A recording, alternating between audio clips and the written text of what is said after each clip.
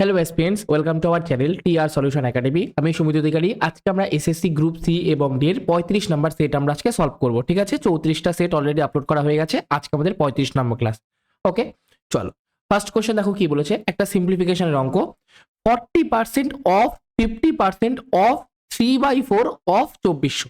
আচ্ছা, এখানে অফ বাদ দিয়ে কোনো আমার আর কোনো সম্পর্ক নেই, মানে প্লাস মাইনাস গুণ ভাগ কিচ্ছু নেই, সবকটা অফের সম্পর্ক। অফ মানে কি গুণ আর কি। তাহলে 40%, আচ্ছা আমরা 40%কে 40/100 করতে পারি। আবার ডিরেক্ট আমরা 40%-এর ফ্র্যাকশনাল ভ্যালু 2/5 জানি। ইনটু মানে অফ মানে ইনটু 50%-এর ফ্র্যাকশনাল ভ্যালু 1/2 ইনটু 3/4, যেরকম কোশ্চেনে দিয়েছে 3/4 গুণ আমার কত 2400। এবার কাটাকাটি করব, 2 2 ক্যান্সেল হয়ে গেল, 4 দিয়ে 4 6 24 600, আর 5 দিয়ে করলে 5 12 60 120। তাহলে 120 ইন্টু 3, তাহলে কত 3 12 36, তাহলে 360 আমাদের সঠিক উত্তর। 1 নাম্বার অপশনটা কারেক্ট অ্যান্সার। ওকে, চল নেক্সট কোশ্চেন। পরপর 5টি বিজোড় সংখ্যার গড় আমার 61, তাহলে বৃহত্তম ও ক্ষুদ্রতম সংখ্যার পার্থক্য কত? দেখো, আমাকে পরপর 5টি বিজোড় সংখ্যা বলেছে আর বৃহত্তম ক্ষুদ্র সংখ্যার পার্থক্য বলে দিয়েছে। যখন পার্থক্য বের করতে বলে, সমষ্টি না, বৃহত্তম ক্ষুদ্রতম সমষ্টি না, যখন পার্থক্য বের করতে বলে তখন আমার এই গড়টা কোনো কাজেই লাগে না। কেন কাজে লাগে না? তোমার পার্থক্য মানে ধরো 5টা সংখ্যা, 1টা 2টো 3টে 4টে 5টা, পার্থক্য মানে এইটুকুনির ডিফারেন্স কত, মানে সব থেকে বড়টা থেকে যদি ছোটটা মাইনাস করি ওটাই পার্থক্য, মানে মাঝের এইটুকুনির গ্যাপ। এইবার আমার পরপর 5টা বিজোড় সংখ্যা, তাহলে এটা বিজোড় সংখ্যা। বিজোড় সংখ্যার মধ্যে যে কোনো দুটো বিজোড় সংখ্যার মধ্যে গ্যাপ কত? 2 করে হয়। মানে ধরো 3 5 7 9 11, অথবা 11 13 15 17 19 এরকম। তাহলে গ্যাপ 2 করে হয়। এটা 2 গ্যাপ, এটা 2 গ্যাপ, এটা 2 গ্যাপ, এটা 2 গ্যাপ। তাহলে টোটাল আমার সব থেকে ছোট আর সব থেকে বড়র মধ্যে গ্যাপ কত? 2 2 4 2 6 2 8 গ্যাপ, মানে বি অপশনটা কারেক্ট অ্যান্সার। বা তোমরা যদি একটা এক্সাম্পল নিয়ে করো, যে কোনো একটা 5টা সংখ্যা নিয়ে নাও। আচ্ছা, আমি এই অঙ্কের বেসিসেই বলছি।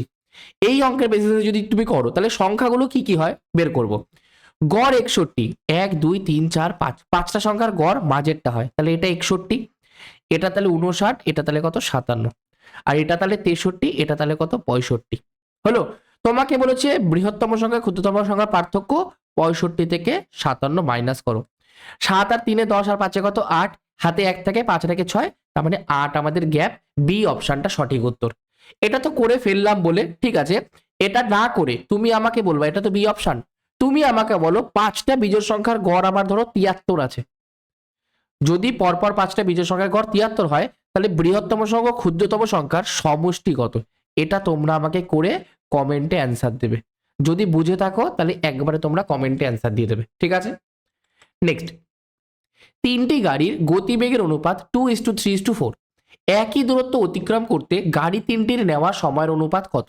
দেখো, আমাদের যখন দূরত্ব মানে ডিস্টেন্সটা ফিক্সড থাকে, মানে নির্দিষ্ট বা একই থাকে, তখন গতিবেগের যেটা অনুপাত হয় সেটা সময়ের অনুপাতের অনন্যক হয়। মানে গতিবেগের অনুপাত যদি x:y:z হয়, তাহলে সময়ের অনুপাত 1/x:1/y:1/z।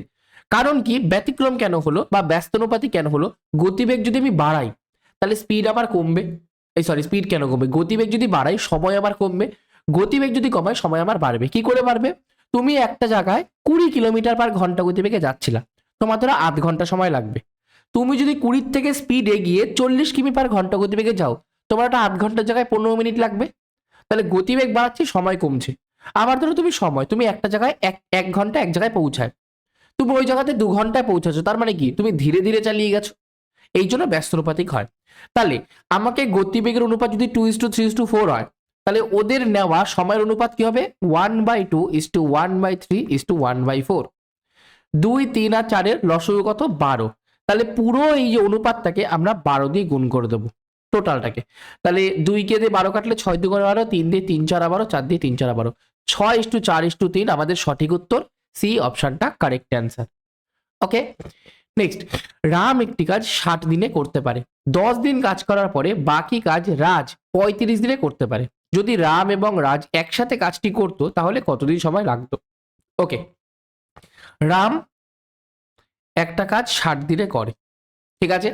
10 দিন কাজ করার পরে বাকি কাজ রাজ 35 দিনে করে। আচ্ছা, 10 দিন কাজ রাম করে ফেলেছে। আমি এই জায়গাটা টোটাল ওয়ার্কের জায়গাটা ফাঁকা রাখছি, কারণ এখানটা রামের এফিসিয়েন্সি আমার বের করতে হবে। আমরা রামের দিন সংখ্যার সাথে এফিসিয়েন্সি গুণ করে আমি টোটাল ওয়ার্ক পাবো। ওকে, যে রাম একদিনে কটা কাজ করে, তাহলে 60 দিনে কটা কাজ করবে, সেটা টোটাল ওয়ার্ক। এবার দেখো 10 দিন কাজ করেছে, 10 দিন যদি কাজ করে ফেলে, তাহলে বাকি কাজটা রামের করতে কতদিন লাগবে? 50 দিন লাগবে, তাই তো? সেই বাকি কাজটা রাজ আমার কত দিনে করছে? 35 দিনে করছে। তাহলে টোটাল ওয়ার্ক কত হবে? 35 50 350। তাহলে 5 দিয়ে 5 7 35, এটা 10। তাহলে রামের এফিসিয়েন্সি 7 ইউনিট হয়ে গেল। আর কিছু দেখারই দরকার নেই, এখানে 7 বসিয়ে দাও, টোটাল ওয়ার্ক 6 7 42। টোটাল আমার কাজটা 420 ইউনিট হয়ে গেল। এবার এটা মুছে দেবো নাকি? আচ্ছা, রামের এফিসিয়েন্সি 7 আর রাজের এফিসিয়েন্সি 10, একই লিখলাম, দুটোই আর দিয়ে ডিনোট করলাম, কারণ আর কিছু আমাকে চাইনি। এবার বলেছে যদি রাম আর রাজ একসাথে কাজ করতো। আচ্ছা, একসাথে যদি ওরা কাজ করে, তাহলে একদিনে কটা কাজ করবে? 10 আর 7 17টা কাজ করবে। একদিনে 17টা কাজ করছে, তাহলে 420টা কাজ কত দিনে করবে? 420/17 দিনে।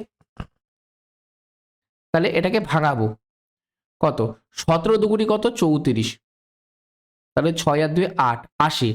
এবার 17 দিয়ে যদি করি 5 17 85, তাহলে 5 বারে যাবে না, 4 বারে যাবে।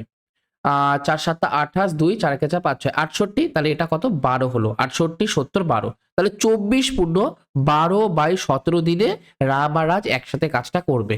মানে ডি অপশনটা কারেক্ট অ্যান্সার। ঠিক আছে, নেক্সট। a বাই বি সমান সমান 2/3, বি বাই সি সমান সমান 4/5 হলে a plus B by B plus C এর মান কত? a বাই বি এর মান কত? 2/3। বি বাই সি এর মান কত? 4/5। আচ্ছা, এখানে বি আছে 3 ইউনিট, এখানে বি আছে 4 ইউনিট, তাহলে দুটো আলাদা আলাদা আছে, দুটোকে কি করব? সমান করব। কি করে করব? 3 আর 4 এর লসাগু 12, তাহলে এটাকে 12 আনবো, মানে 4/4 দিয়ে গুণ করব, এটাকেও 12 আনবো, 3/3 দিয়ে গুণ করব। তাহলে 4 দুগুণি 8 বাই 3 4 12, আর এটা 3 4 12 বাই 3 5 15।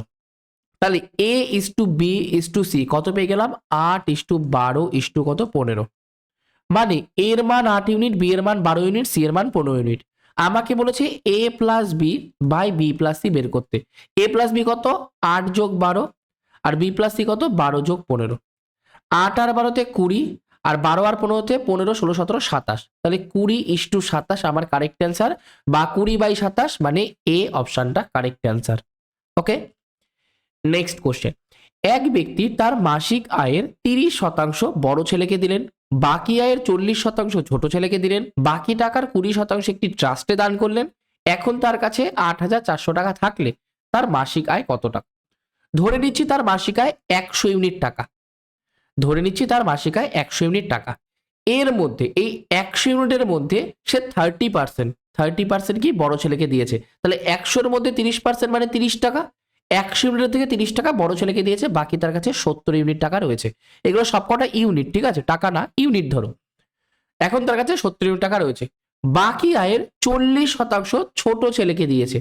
70-এর 40% কত? 4 7 28। 28 ইউনিট ছোট ছেলেকে দিয়েছে, তার মানে এখন তার কাছে 42 ইউনিট আছে, তাই তো? 8 আর 2 10, 1 4 5 6 7, এখন তার কাছে 42 ইউনিট আছে। এই বাকি টাকার আবার 20% ট্রাস্টে দিয়েছে। 42-এর 20%, 42-এর 10% 4.2, 20% 4 দুগুণি 8, 8.4। এত টাকা ট্রাস্টে দিয়েছে, তাহলে এখন তার কাছে কত রয়েছে? 9 মাইনাস করো, 10 11 12 3 33.6 ইউনিট টাকা তার কাছে রয়েছে। এখন তার কাছে 33.6 ইউনিট টাকা রয়েছে, ঠিক আছে। এই যে 33.6 ইউনিট, এর ভ্যালু 8,400 টাকা বলে দিয়েছে। 33.6 এর ভ্যালু যদি 8,400 টাকা হয়, তাহলে একের ভ্যালু কত? 8,400 বাই 33.6, তাহলে 100-এর ভ্যালু কত? ইন্টু 100। দশমিক তুললে একটা 0 আসে। এবার যদি কাটাকাটি করি, কত দিয়ে কাটাকাটি যায়? আগে 8 দিয়ে করি, 4 8 32, 16 8 দুগুণি 16। 8 দিয়ে করি, 8 1 8, 0 5 8 40, 1050। 7 দিয়ে করি, 7 দিয়ে 6 7 42, 7 দিয়ে করি, 7 1 7 5 7 35, 150। 6 দিয়ে করলে 6 দুগুণি 12, 30, 5 6 30, 25। 25 ইন্টু 1000 মানে 25,000 টাকা তার মাসিক আয় হলো। তাহলে 25,000 টাকা মানে কোনটা? সি অপশনটা আমাদের কারেক্ট অ্যান্সার। বুঝতে পেরেছো? যদি বুঝতে না পেরে থাকো, তাহলে অবশ্যই কিন্তু আমাকে কমেন্টে অ্যান্সার দেবে, ঠিক আছে। চলো নেক্সট কোশ্চেন। একজন ব্যক্তি একটি দ্রব্য বিক্রি করে 25% লাভ করে। যদি তিনি দ্রব্যটি 20% কম দামে কিনতেন এবং 10.5 টাকা কমে বিক্রি করতেন, তাহলেও তার 30% লাভ হতো। তাহলে দ্রব্যটির ক্রয় মূল্য কত?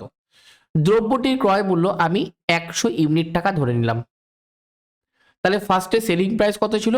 25% লাভ করছে, মানে 100 25% কত? 25 ইউনিট। তাহলে 125 ইউনিটে বিক্রি করছিল। হলো। এবার কথা, যদি দ্রব্যটিকে তিনি 20% কমে কিনতেন, 100 থেকে 20% কম মানে 80%-এ কিনতেন, 80 ইউনিটে কিনতেন, এবং 10.5 টাকা কমে বিক্রি করলে 30% লাভ হতো। 10.5 টাকাটা আমি পরে যাচ্ছি, যেহেতু ওটা টাকার কথা, আমি আগে পার্সেন্টেজের কাজটা করে নেব, যে তাহলে তার 30% লাভ হতো। আচ্ছা, 80 ইউনিটের জিনিসে আমি যদি 30% লাভ করতে চাই, তাহলে 80-র 30% কত? 80-র 30% 3-8-24। তাহলে 80 টাকার জিনিস 24 টাকা লাভে, মানে 104 টাকায় বিক্রি করতে হবে, তাই তো? আগে 125 ইউনিটে বিক্রি করতাম, এখন আমি 104 ইউনিটে বিক্রি করব। তাহলে কত আমি দাম কমিয়েছি? আমি 19 ইউনিট দাম কমিয়েছি।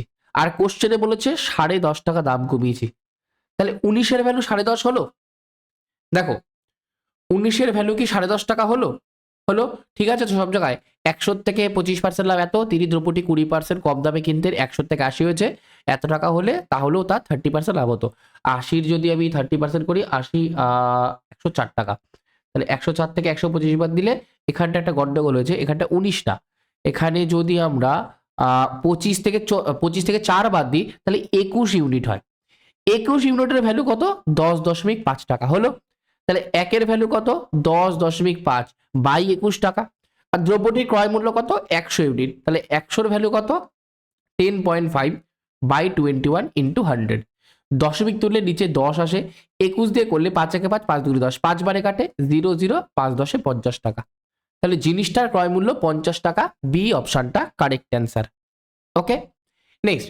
একটি বাদর 100 মিটার লম্বা একটি পিচ্ছিল বাসে ওঠার চেষ্টা করছে। বাদরটি প্রথম মিনিটে 6 মিটার উপরে ওঠে এবং পরবর্তী মিনিটে 4 মিটার নিচে নেমে যায়। বাসের শীর্ষে পৌঁছাতে বাদরটির কত সময় লাগবে?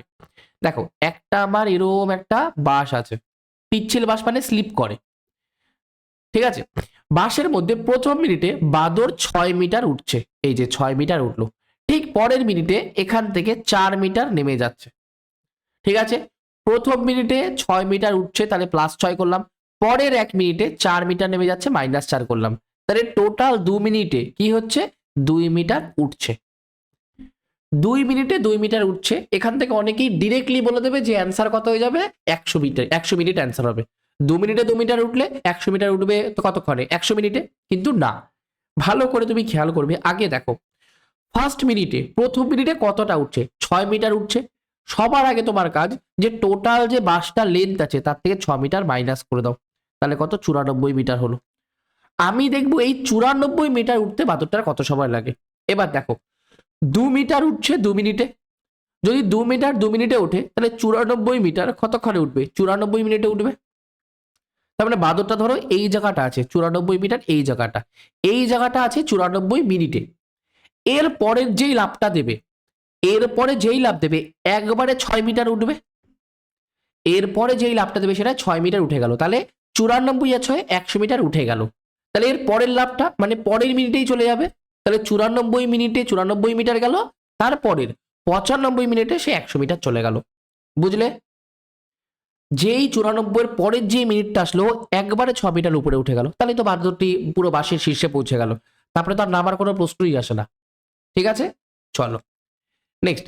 একটি ক্লাসের ছাত্র ও ছাত্রীদের গড় ওজন 60 কেজি ও 50 কেজি।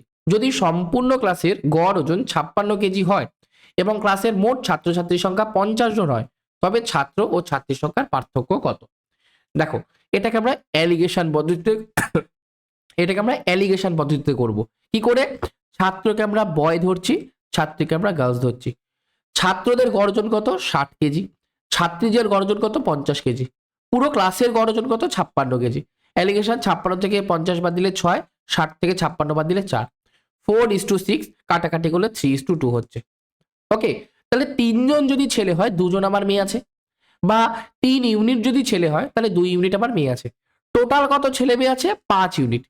আর টোটাল বলে দিয়েছে ছাত্রছাত্রীর সংখ্যা 50 জন, তাহলে 5-এর ভ্যালু 50, এইবার তুমি যদি ভালো করে খেয়াল করে দেখো, আমাকে এদের পার্থক্য বলেছে। পার্থক্য কত? 3 আর 2 এর পার্থক্য 1 ইউনিট, তাহলে আমাকে 1 এর ভ্যালু বের করতে হবে।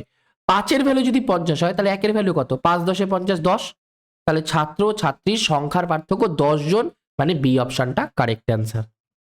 ওকে, নেক্সট, দুই ব্যক্তি এ এবং বি দুটি ভিন্ন স্থান থেকে একে অপরের দিকে যাত্রা শুরু করে।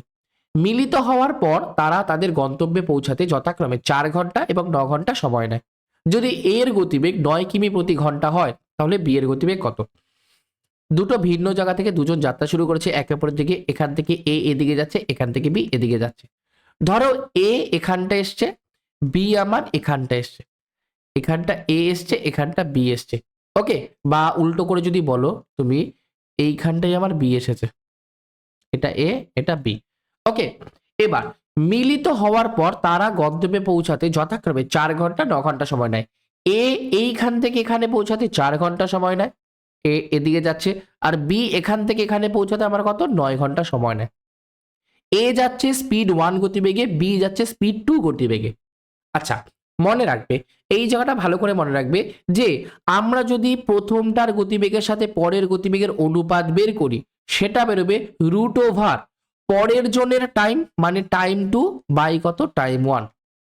প্রথম জনের গতিবেগের সাথে পরের জনের গতিবেগ সমান সমান রুট ওভার পরের জনের টাইম ভাগ প্রথম জনের টাইম। তাহলে এখান থেকে কি হবে? এর গতিবেগ 9 কিলোমিটার বলে দিয়েছে, তাহলে S1 এর জায়গায় 9 বসাতে পারি, বা একবারে আমি S1 এর জায়গায় 9 বসিয়ে দিই। T2 বি কতক্ষণে গন্তব্যে পৌঁছাচ্ছে? এই যে 9 ঘন্টা পরে গন্তব্যে পৌঁছচ্ছে, তাহলে এটার ভ্যালু কত? 9। আর এ কতক্ষণ পরে পৌঁছাচ্ছে? 4 ঘন্টা পরে, তাহলে এটা 4 হয়ে গেল। রুট ওভার দিয়ে কাটাকাটি করলে 3/2 বেরোয়, 3 দিয়ে কাটলে 3 তিরিকে 9, তাহলে S2 সমান সমান কত? এই 3 আর এই 2 গুণ হয়ে 6 হয়ে গেল। তাহলে বি এর গতিবেগ কত হয়ে গেল? 6 কিমি প্রতি ঘন্টা, মানে বি অপশনটা আমাদের কারেক্ট অ্যান্সার। ক্লিয়ার? ওকে, তো আজকের জন্য এইটুকুনি। ক্লাসটা ভালো লাগলে ক্লাসটাকে একবার লাইক করে দেবে, চ্যানেলে যদি আমাদের প্রথমবার হয়ে থাকো চ্যানেলটাকে একটুখানি সাবস্ক্রাইব করে দেবে, আর অবশ্যই বন্ধু বান্ধবের সাথে ক্লাসটা একটুখানি শেয়ার করে দিও। কোনো রকম যদি তোমাদের কোনো ডাউট থাকে বা কোনো কোশ্চেন নিয়ে কোনো প্রবলেম হয়, আমাকে সেটা কমেন্ট সেকশনে জানাতে পারো। আর ক্লাসটা তোমাদের কেমন লাগলো অবশ্যই একটুখানি তোমরা একটু ফিডব্যাকটা জানিয়ে দিও, ঠিক আছে? সে যেমনই লাগুক, ভালো লাগুক, খারাপ লাগুক, খুব ভালো লাগুক, যেমনই লাগুক সেটা আমাদের একটুখানি জানিও আর কি, ঠিক আছে? তোমাদের ফিডব্যাক আমাদের খুব কাজে দেয় আর কি। ওকে, চলো, thank you, keep supporting, keep learning, by.